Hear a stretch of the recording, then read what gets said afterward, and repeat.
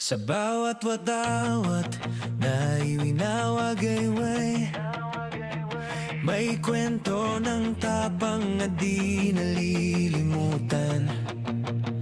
Mga bayaning nagalay ng kanilang buhay para sa kinabukasang ating tinataglay.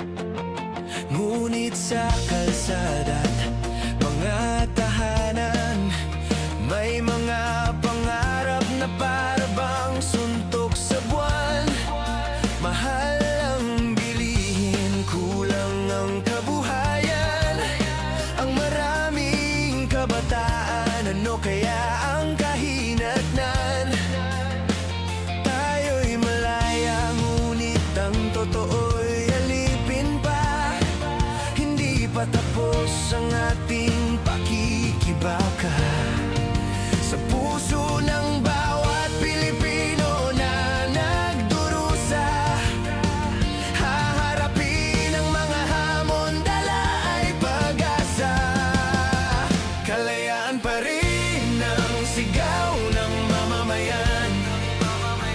Kalayaan mula sa pandarambong ng mga gahaman. Tayo'y babangon, magkakapit bisig na lalaban para sa bukas na maginhawa at may kalayaan. Hindi lang sa nakaraan ang diwa ng kalayaan, kundi sa bawat hakbang ng pagbabago sa pamayanan. Hanggat may pagmamahal sa ating inang bayan, mag-aalab sa pagkilos ng pangarap ay makamtan. May magsasakang umaasang ainihin ang bunga ng pawis sa ilalim ng araw. May manggagawang tahimik na nananalangin na sana'y sapat ang kita sa bawat araw.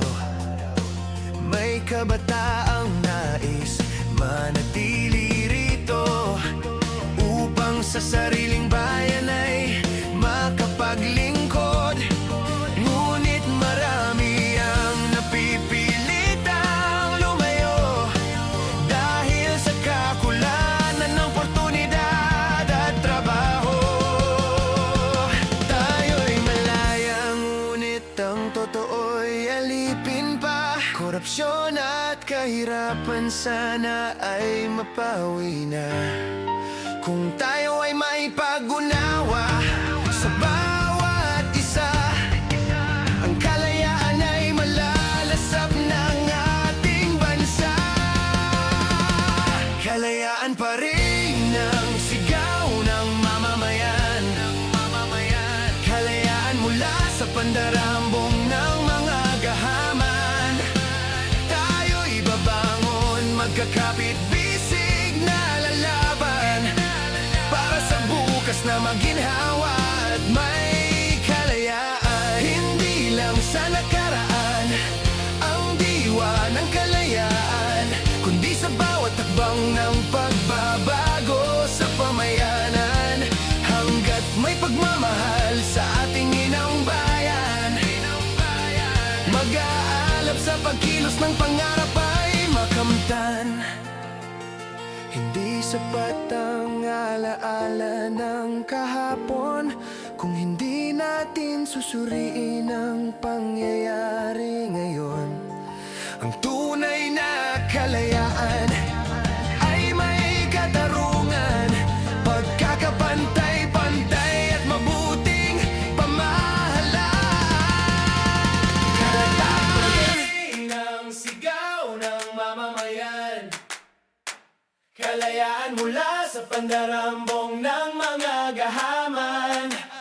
Tayo'y babangon, magkakapit bisig na lalaban para sa bukas na maginhawa